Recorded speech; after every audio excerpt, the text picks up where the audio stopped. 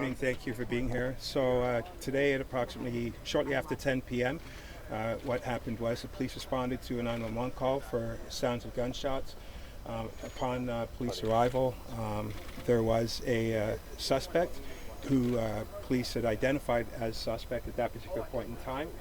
There was an exchange of gunfire, and I can tell you right now that as a result of this, approximately 15 people have been hit with gunfire. 14 are not, let me take that back. There are 15 in total. One is the alleged suspect. The other 14 are victims. I can tell you that one has succumbed to their injuries at this point in time. A young girl is in critical state right now, and the other 13 are in hospital and being treated. The investigation is ongoing right now. Sorry for the delay, but due to the magnitude of the particular crime scene, because it covered a bit of distance, we want to make sure that we take every precaution necessary to ensure that the environment is safe. I can tell you that it's early in the investigation. The biggest reason that I'm here is I'm making an appeal. We're looking for anyone that saw anything, and this is critical because what happens is a lot of times people will tend to vet out their information when in fact it can be extremely important to our investigation.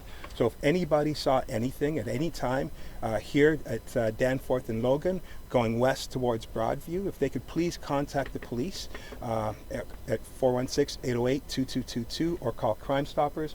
If you have any dash cams and you're in an area, if you're on Danforth, please give us a call so we can extract that evidence. It's very crucial for us to put all of these pieces together to figure out exactly what happened so that we can resolve this investigation to its fullest, so we can fully comprehend exactly what happened today. I can tell you right now that there is nothing that seems to, because it's early, we don't have a lot of what has caused the motivation of this, and we are actively investigating that right now. So the appeal to the public, if you do have any information or if you do have any knowledge of why this may have occurred, to please give us a call and help us out to help resolve this as soon as possible. Chief, why the detonation? Why the detonation? Chief, from the very beginning, please. Sorry. Your question? If you wouldn't mind, because some of us are rushing to get here, if you wouldn't mind just recapping from the top. Oh, that's not going to happen. Sorry. Chief, why the Tell us detonation? about the suspect. How did the suspect We err on the side of caution whenever we have anything. We try to treat this like a jigsaw puzzle, and we want to make sure that we maximize safety of the public, safety of the first responders that are here on scene. So anytime we have anything that even remotely looks innocuous, we'll err on the side of caution. And if we see things that we may need to disrupt, then we will disrupt it. It's more precautionary, nothing more, nothing less. Chief, the only person dead, that's the shooter, correct? And one girl in critical condition? No, we have, other than the shooter, we have a young lady that is deceased right now, and we have a young girl, I believe 8 or 9 years old, that is in critical state at this point in Can you tell us how time. the suspect died? Sorry? Can you tell us how the shooter died? No, it appears that it may be gunshot wounds, and the post-mortem will determine that. I wasn't there. We don't know. We're trying to descale it to the best of our ability to make sure that we're accurate with exactly what happened. I can tell you there was an exchange of gunfire. I'm glad that my officers are safe, and I'm glad that it is resolved. I'm not happy that we have quite a few people that have been victims of gunplay, which is why we have so many resources that are here right now. But as we start to unfold the investigation, hopefully we'll have a better understanding of what motivated this to happen, and try to do our best to inform the public. Chief Saunders, a few days ago, you rolled out the program to have more officers on the streets of Toronto. 200 more officers. Were some in this area at the time of the shooting? No, absolutely. The response was fairly quick. The resources, as you can see, are here. We have the command post. We worked with first responders. Toronto Fire was excellent working with us, as well as the Toronto paramedics. And the resource issue was not an issue at all. It worked to our advantage. What can Can you you confirm suspect? with us one more time how many people were shot, and can you repeat the nature of their injuries, including information about the suspect? Well, all is as a result of gunfire, and it's a total of 15, including the suspect, or the alleged suspect, and 14 others. One of those 14 is deceased, one is critical, and the others are being treated right now. What do Chief, we how know many about the places do you- suspect, Chief? Nothing at this point in time. That's why I'm here. I'm asking for that appeal. If anybody may know. Homicide is here, and they're taking lead of the investigation, as well as a lot of specialized resources that are here as well too. I certainly have the resources to try to figure out exactly what happened. It's going to take some time, and as we unfold, when we can provide more information, we definitely will. But right now, it's important that we don't speculate, and we try to figure this thing out to the best of our ability. But Can you was give there us a a timeline from the beginning to the end? From the beginning of the shooting to the end, can you give us a timeline? No, I can tell you it was shortly after 10. It was not that long after, but you know, either way, this is not a. No, I'm not going to get into the minutiae Was he on of the this street or investigation. going into Have a question, restaurants? Wendy? Do you know what kind of handgun was used? Gun was used? Was it a handgun? It was a handgun, yes. Are you looking into terror at all at this point? What's that? Are you looking into terror? I'm as a keeping possible everything motive? open. I'm looking at absolutely every single possible motive for this. I mean, when you have this many people that are struck by gunfire, it's a grave concern. I certainly want to find out exactly what it is, and so I'm not closing any doors or any chapters on this, and I certainly don't want to speculate as well too. So once we have a better concrete picture of exactly what happened and what the motivation was behind it, we definitely will be having a further conversation on that. But you are calling it a random shooting? No, I'm not calling it random. This person was here, and he definitely shot. I don't know why he did what he did. He won't be able to tell us because he is deceased. But I can tell you, as law enforcement, it's important for us to try to break it down, right down to the minutia, to figure out exactly what happened and why it happened. More There is importantly, video and pictures of this alleged suspect out there. Are you guys looking into that sort of thing?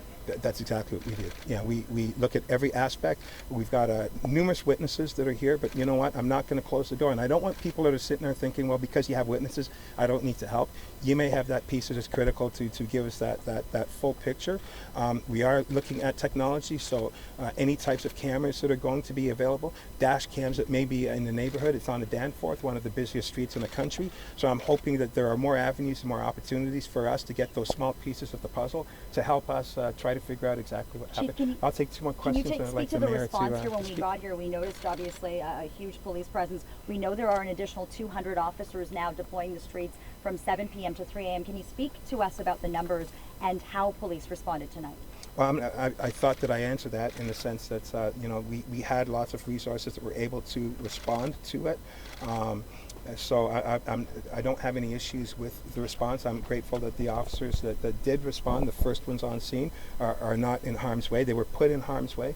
This could have been a completely different story, but at the same token, I have victims, and I have concerns about that, and I have other people who are shot, and so. It certainly is not a day that I'm happy. I know that it could have been worse, but I'm glad that the officers responded, and I believe that with their quick response, it was able to resolve the situation much quicker had we taken more time to get to the scene. One more question. You've asked a lot. I'm going to ask this gentleman. Was the city on any sort of alert, like we were in the last week before, with any identified threats against the city? Was there anything to indicate that something might have been going on this week? No, there's nothing that gave me anything that would be considered credible.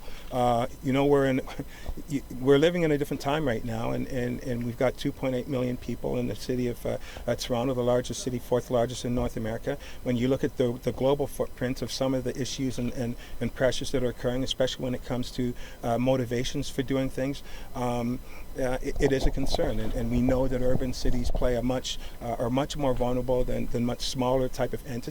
I can tell you that we do have resources that investigate this on a day-to-day basis from an intelligence perspective, from an operational perspective. This is something that we look at 24 hours a day, 7 days a week. So I want the public to be reassured that it's not reactive. We always have a plan in play, always behind the scenes, always working, and it's not that we sit back and wait for things to happen. We've disrupted in the past, we'll continue to disrupt in the future, but just bearing in mind that it is a different world that we live in, and I would always ask for vigilance. If anyone sees anything that is of concern, to give us a call and make us aware, and we'll do what we need to do as law enforcement. Mr. Mayor?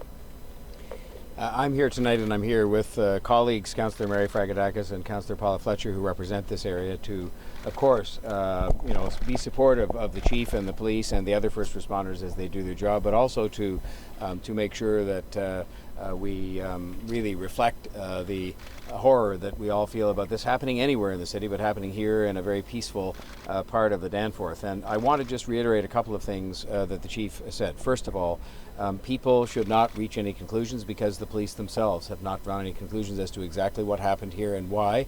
And I certainly have confidence, as I'm sure the people of Toronto do, that our police chief and all of his men and women will get to the bottom of this and determine what happened here. It is a city, a global city, where lots of things are unfortunately going to be things that are a possibility here, but they're going to investigate all of that and report back to us, I'm sure, as soon as they possibly can. The second thing I want to reiterate is a request to the people of Toronto to help.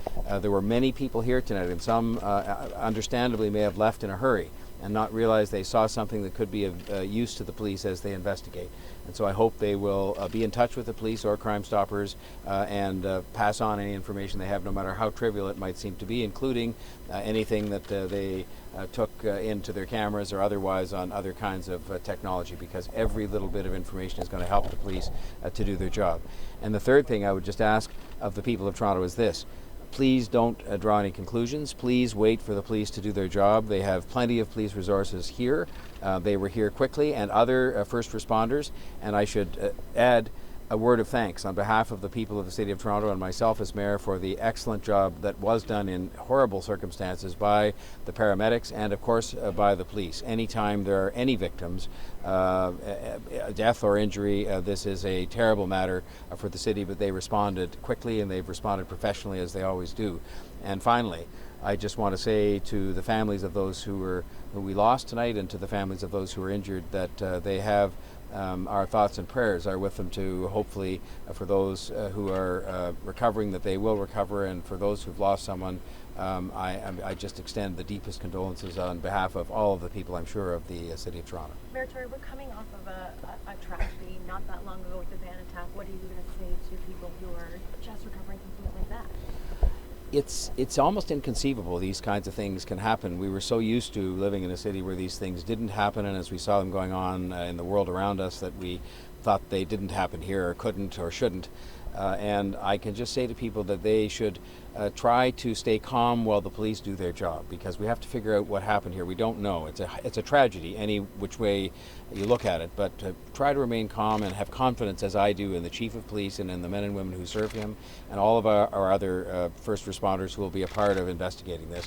And please help in any way that you can, and please just comfort your fellow Torontonian that these things, you can never brush them away, and I'm angry about them. I mean, I'm angry when these kinds of things happen in the city, and lots of people will be angry, but it's most important that we should just let the police do their work, help the police in any way that we can, and reassure each other that we still live in a great city, but that we have to be ever more vigilant about these kinds of things that happen in big cities. It never excuses it, it never makes it better, but we just have to make sure we comfort each other that we're very blessed to live in a very safe place and a very fortunate place in many respects. But there are things that happen nowadays, and they're just unspeakable and they're incomprehensible, and there's nothing more I can say than that. I mean, there's been so many conversations about gun violence specifically here in the city, many saying Toronto now has a gun problem, and then you see something like this. What is your reaction to that part of the conversation? Many hoping that they could curb the violence, and then we see something like this tonight. Well, we'll see what this is all about and what led to this happening, and that's the work that the Chief of Police and his men and women are going to do. And so that's why I say we shouldn't draw any conclusions. But if you want me to draw one with respect to whether we have a gun problem, I've said for some time now, going back months, even to last year, I spoke at a forum convened by the federal government. We have a gun problem in that guns are too readily available to too many people. In fact, the only people that really are supposed to have them are the police and very limited numbers of other people. And that is clearly not the case, and that is a problem that is international, and it's a problem that's domestic. And we clearly have to do more about it, because there are too many people carrying around guns and using them in whatever manner they use them and in whatever connection. And that's part of what we shouldn't conclude here, just that there was a gun used. And so we have a gun problem, and I just hope every step is going to be taken by all those who have responsibility. The police are doing their best, but they operate under extraordinarily difficult circumstances in terms of trying to deal with these guns. And but we'll see what they conclude in this case. But it's evidence of a gun problem, clearly. Thank you very much. Mayor, has the SIU been called in? I can't answer that question.